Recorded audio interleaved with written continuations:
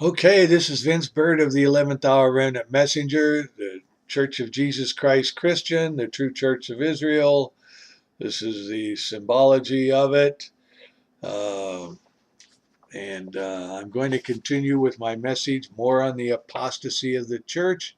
This is part three, and I am reading from a sermon by Bertrand Comparet, an icon of the Christian identity faith, which is the only true theology of Yahweh's word and the truth of the Bible that exists in America and around the world. And you can go to my prior presentations where I prove it beyond any doubt that the Christian identity message is the true message of the Bible. Okay, we're going to continue on. Yahweh foresaw all of these problems, meaning the church preaching false doctrine and lying to their flocks, particularly about the Jew being the chosen, and that Jesus Christ was a Jew, and that we should embrace all religions. He saw this thousands of years ago, and he warned us not to be deceived by it. In Jeremiah 23:16 and 17, it is very clear in the Farrar Fenton's Modern English translation. Thus saith Yahweh, listen not to the message of the preachers who preach to you. They preach nonsense to you, a vision from their own hearts. They do not preach from the mouth of the ever-living. They say to the despisers of the message of the ever-living, peace will come to you, and to all those who follow the ideas of their own minds, they say, no harm will come upon you. The preachers certainly are preaching as Jeremiah said they would. They tell us that peace is to be had from forming treaties with Russia and China and the United Nations, even though no peace has ever come from those sources. Jeremiah 14:13 and 14 again gives the warning. Then said, I, Yahweh, behold, the prophets say unto them, ye shall not see the sword, neither shall ye have famine, but I will give you assured peace in this place. Then Yahweh said unto me, the prophets prophesy lies in my name. I sent them not, neither have I commanded them, neither spoke to them. They prophesy unto you false vision and divination, and a thing of naught and the deceit of their own heart.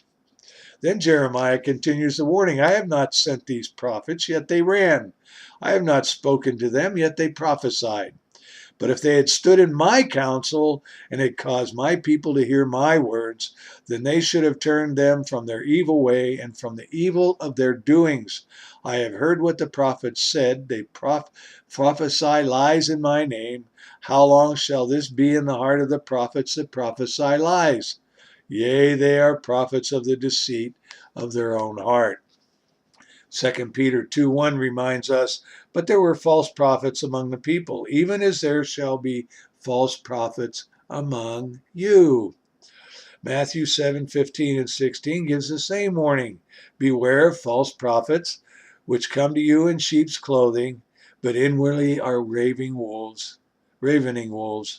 Ye shall know them by their fruits. Do men gather grapes of thorns or figs of thistles? We have found these ministers and priests to be false teachers who have taught that the laws of Yahweh have been set aside and nobody need to obey them any longer. They now have openly doubted the inspiration of the Bible.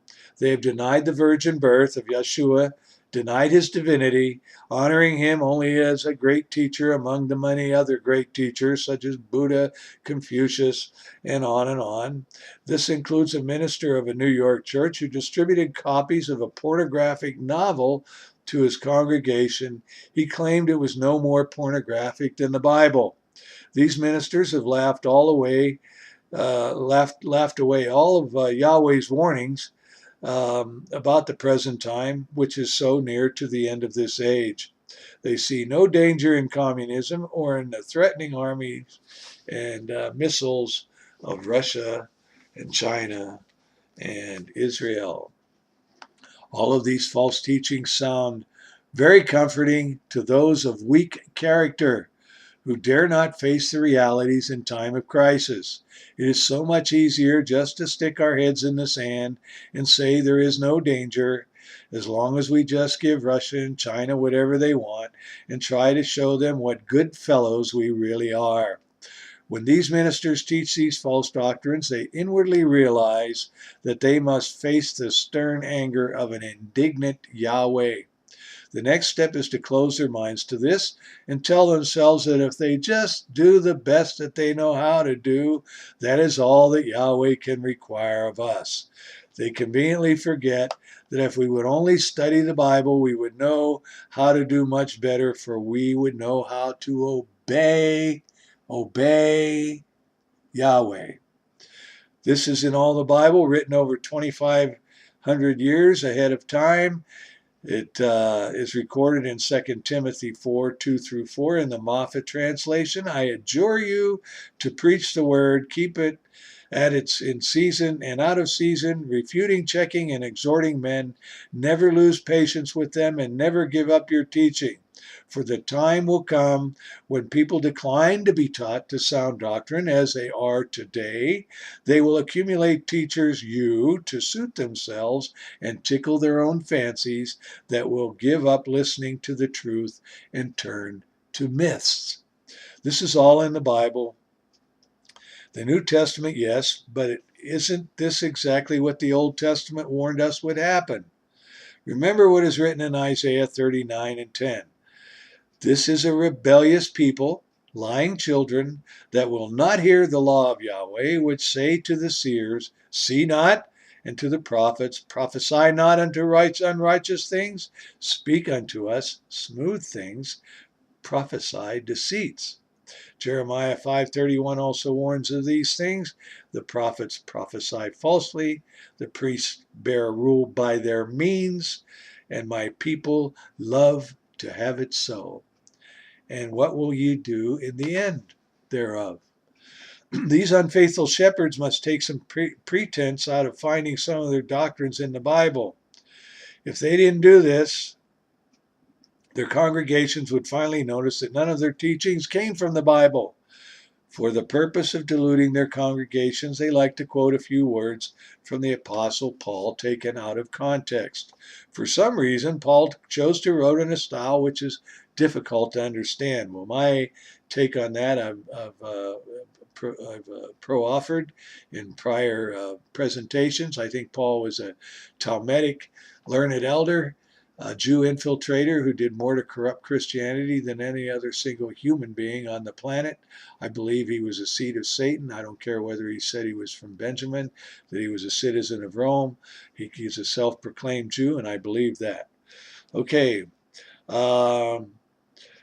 Apostle Peter warned of this in 2 Peter, speaking of the writings of Paul, and all this as also in his epistles, speaking in them of these things, which some things are hard to be understood, which they are unlearned and unstable twist, as they do also other scriptures unto their own destruction.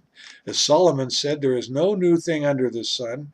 Is there anything whereof may be said, see, this is new? It is already of old time, which was before us. Yahweh knew it from the beginning, and he warned us repeatedly over thousands of years to beware of these false teachers.